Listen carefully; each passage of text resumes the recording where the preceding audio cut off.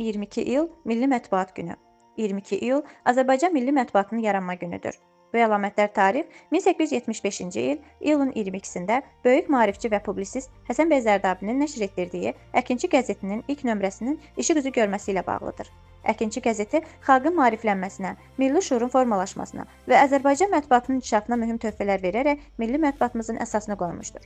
Bu gün Azərbaycan mediası cəmiyyətin obyektiv məlumatlandırılması, milli mənəvi dəyərlərin qorunması, dövlətçilik prinsiplərinin təbliği və ictimai nəzarətin həyata keçirilməsi istiqamətində mühüm rol oynayır.